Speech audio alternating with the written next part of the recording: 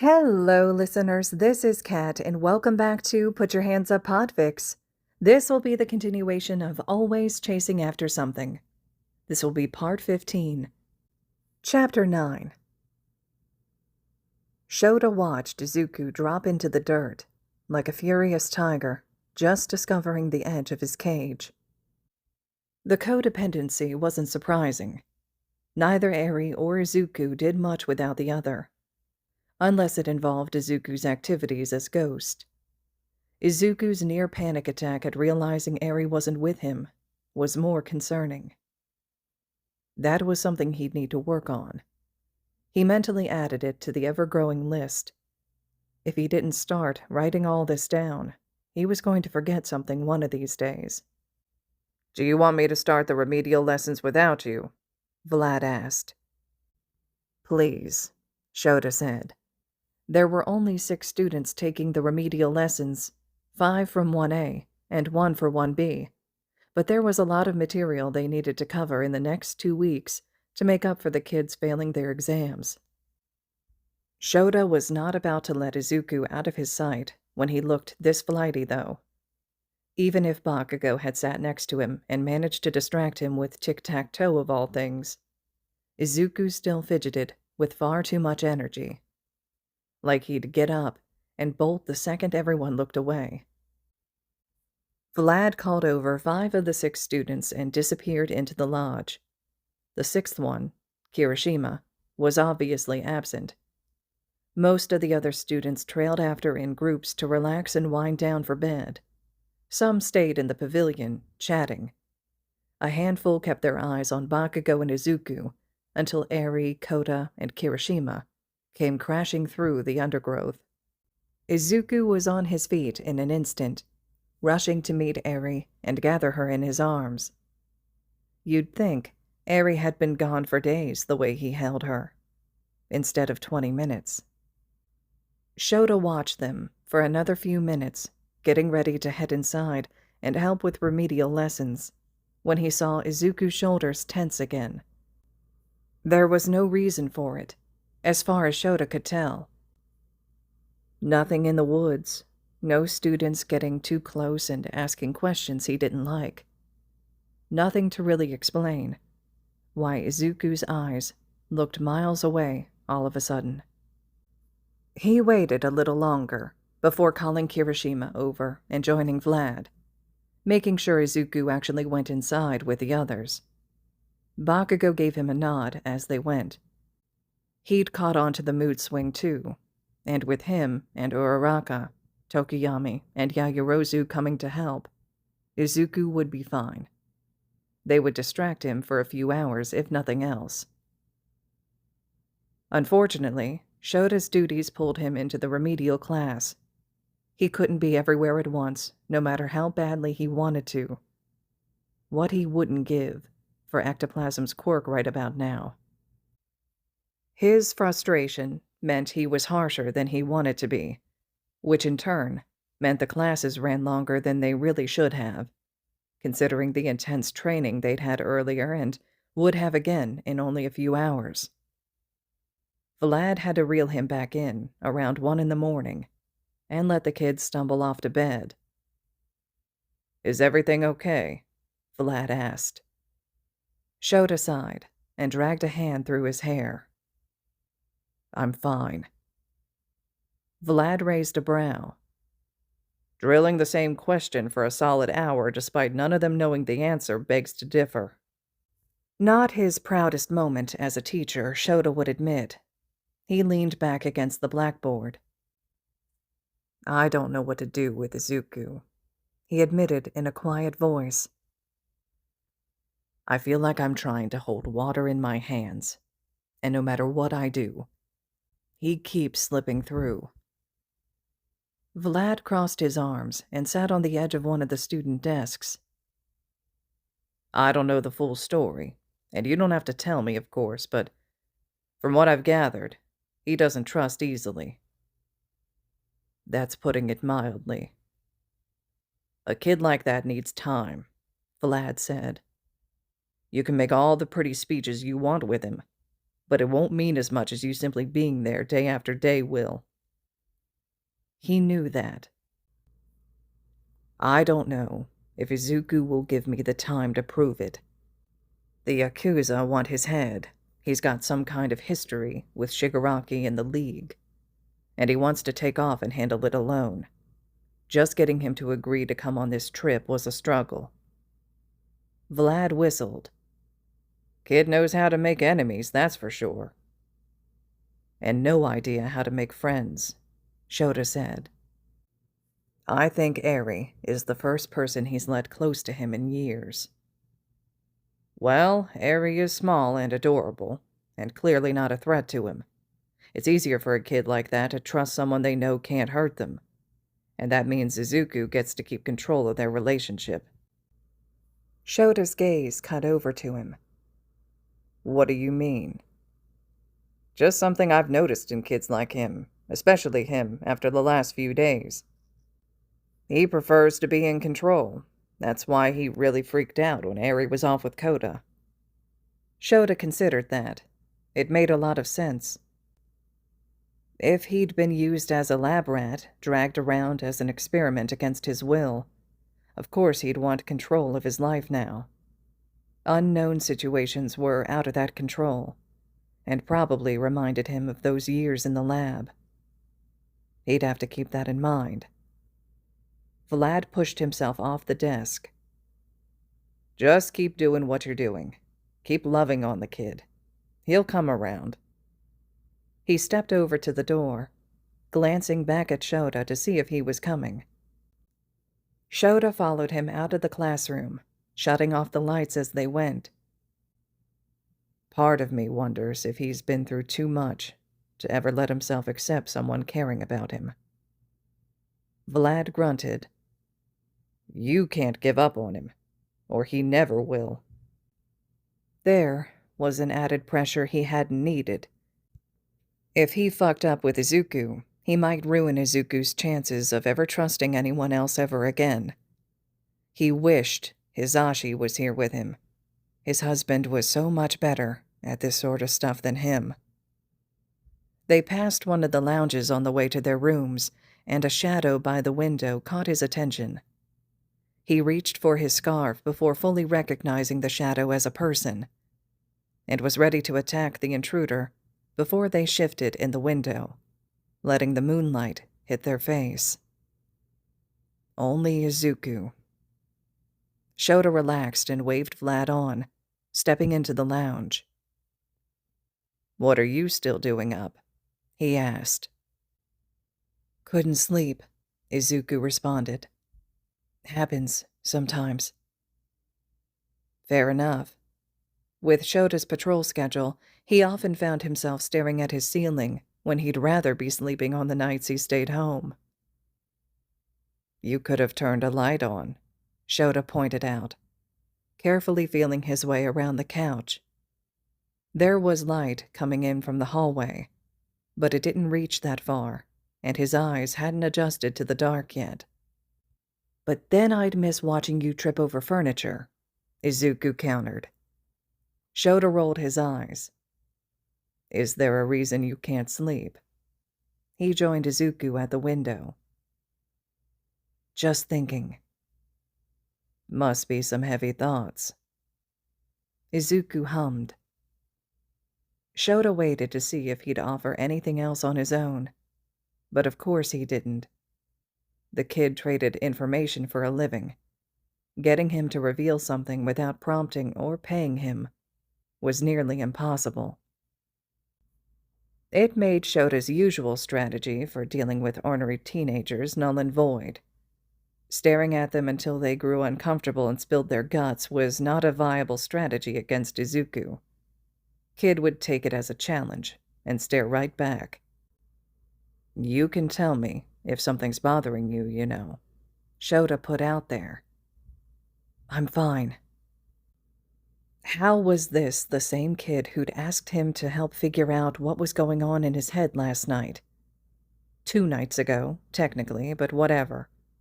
Getting him to say anything right now was like pulling teeth. All right, fine. Kid didn't want to talk. Shoda would talk for both of them. As always, when he needed a sudden topic of conversation, his thoughts defaulted to his husband. "Did you know Hisashi and I met in high school?" "You were in UA at the same time," Izuku spouted, like some kind of walking encyclopedia. "You officially debuted as pros in the same year." Shoda grunted. He shouldn't be surprised the kid had done his research, but damn if it wasn't unnerving. "You have pictures all over your apartment. Not hard to put together." Izuku smirked up at him. "Deserved that one," he agreed. "I transferred late into the heroics course, and Hisashi decided he would be my best friend." "Bet he already had a crush on you." "As a matter of fact, he did. I kicked his ass at the sports festival the week before, and he couldn't stop thinking about it." "Is there a reason you're telling me your adorable love story, or—" "I wasn't going to bring up the romance. That was all you." Right. Continue." The banter might have riled him up, but it also proved that Izuku wasn't as far in his head as Shoda feared. "My point is that Hisashi decided to be my friend and just kept inviting himself to whatever I was doing, even when I insulted him and gave him the cold shoulder for a week straight." "Sounds like you," Izuku agreed. Shoda was just going to ignore all comments from him. "I didn't want anything to do with him at first. I was focused on my training. Felt like I had a lot to prove, since I transferred and had to catch up to everyone else. But then he wormed his way into your heart and you lived happily ever after," Izuku said, somehow verbalizing an eye roll that Shoda couldn't see from this angle. "Not quite. He did grow on me. Him and one other friend. We'd planned to open an agency together after we graduated." His throat clogged up. All these years later, and it was still hard to talk about. Izuku glanced up at him. "Well, that clearly didn't happen." "No, it didn't. Our friend was killed in the field before we graduated. We were both wrecks for a long time after that." Izuku turned to give him his full attention, holding back any of his sarcastic quips. "My condolences." Shoda cleared his throat. He had a point with all of this, and he was going to get to it. "Losing him hurt a lot, and I thought it reaffirmed my desire not to get close to anyone. What was the point if they'd caused this much pain when they left?" "I'm guessing that mentality didn't last." Shoda snorted and looked out the window. The trees were nothing but a dark shadow from here, almost menacing in the night. "Not without a lot of serious intervention. Hisashi gave me 2 months to push him away, and then he refused to let me do it anymore. Said it felt like he was losing both of his best friends, instead of just one." Izuku had no remarks for that, so Shoda continued. "I don't like seeing him cry. I never have. And he cried so much that day, because he thought he was losing me too. And somehow, that hurt as much as losing Oboro had." "And this is where you realized you loved him, and had happy ever after." "Do I look like the kind of person who realizes he's in love that easily?" Shoda retorted. Izuku snickered. "Us getting together didn't happen until after graduation, and a lot of help from our friends, so stop bringing that up." "Whatever you say." Shoda took a deep breath and shook his head. "Anyway, Hisashi made me focus on the good times the three of us had together, and spent a while convincing me the good times were worth the pain that losing someone brought. that forcing myself into isolation didn't make me as happy as I thought it did. "Life isn't always about being happy," Izuku said. "Sometimes, you have to do what it takes to survive at the expense of your own happiness." There was the mental whiplash the kid was so good at giving him. Shoda had to take a moment to process that statement and what it implied. There should still be happiness in the surviving, I think. "If you're lucky," Izuku said. He had the strong urge to gather all the people who'd hurt this kid and commit atrocities against them. What did they do to this kid that he no longer thought happiness was a given part of living? That happiness was a privilege. "Never was one to believe in luck," Shoda commented, forcing his voice to remain even, despite how badly he wanted to scream in rage at the world. "Sometimes, you just have to go out and make shit happen." "I know this is your attempt to convince me to tell you what I was thinking about earlier, but I'm still not going to." This conversation kind of felt like Bakugo popped an explosion right in Shota's face. "That's fine. You don't have to. But just remember, you can always talk to me about anything. Anytime. Or Hisashi if you prefer. I can give you his number." Izuku hummed again. "There is one thing I'd like to ask." This was promising. "I'm all ears." "Make sure Eri is taken care of. If I can't one day." Of course he would, but why in the world was Izuku worried about that? Was that what had been keeping him up? "It'd be an honor.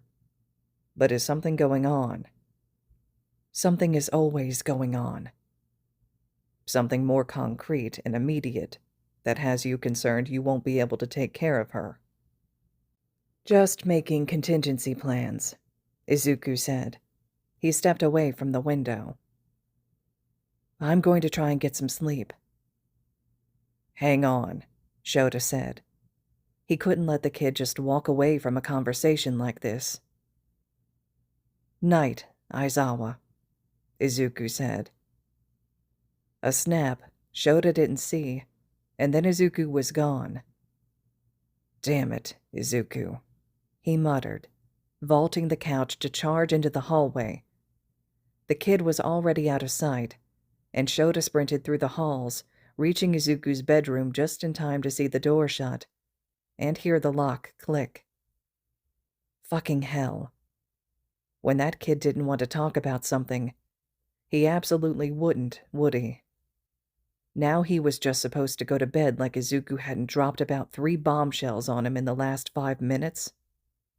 He dragged a hand over his face and trudged to his room, collapsing on his bunk and glaring at his ceiling. What was going through Izuku's head? The way he'd freaked out this evening when Eri was missing did not lend itself to this curveball. They were in the middle of nowhere. Cell reception was spotty most of the time. He couldn't have learned anything to suddenly make him concerned. It had to be a pre-existing fear. But why? What triggered it? Was he worried about something happening to him? Something separating the two of them? Did he know something Shoda didn't? Dumb question. This kid knew so much that Shoda was trying desperately to learn. He pinched the bridge of his nose and measured his breathing. There was nothing he could do about it now. The best thing right this second was to get some sleep and keep an eye on the kid tomorrow. So, with tremendous effort, he hauled himself up and properly got ready for bed, brushing his teeth and at least taking his utility belt and scarf off, shucking his boots off as a last-minute consideration, and burrowed into his sleeping bag. Making his mind shut up was nearly impossible, and he had to rely on every sleepy trick in the book to snag just a few hours before dawn. Then the day began, and he dragged himself out to train with his students. They didn't need as much direction today, and he made his rounds to check in with them all and update their progress. It had only been a day, so of course progress was minimal, but the kids were still putting in 110% effort, and he respected that. Exhausted and sore, they continued to push themselves. Izuku and Eri came out a few hours later like yesterday, and there was no sign of the conversation they'd had weighing Izuku down. He kept one eye on the kid all day, watching him give impromptu combat lessons to a handful of students. Izuku was good at teaching, and it was satisfying as hell to watch Uraraka suplex Bakugo. His students were going to be vicious in the field. Shoda couldn't be prouder. Izuku also spent time with the pussycats throughout the day, which had Shoda curious. But if it was anything concerning, the heroes would come to him about it. He wouldn't snoop on the kids' conversations just because he was worried. Last night was probably a product of an overactive imagination, and the liminality of the middle of the night. He was overreacting. Just overreacting. Didn't mean he wasn't pleased to see Bakugo sticking to Izuku like glue every chance he got. And if it wasn't Bakugo, it was Uraraka or Tokiyami or Kirishima. Whether the kid knew it or not, he'd made friends who wouldn't let him walk away so easily. "Aw, man," Kaminari complained, sitting up in the dirt and rubbing the back of his head. He was the latest to be going a few rounds with Izuku. "Can't anyone here beat you?" Izuku shrugged. "The pros, maybe, depending on if we use quirks or not." Vlad scoffed on the other side of the practice area. Bold, considering without his quirk, Izuku could probably take the man. Hell, Shoda didn't even know if he could beat the kid in hand-to-hand. They seemed evenly matched from just watching him.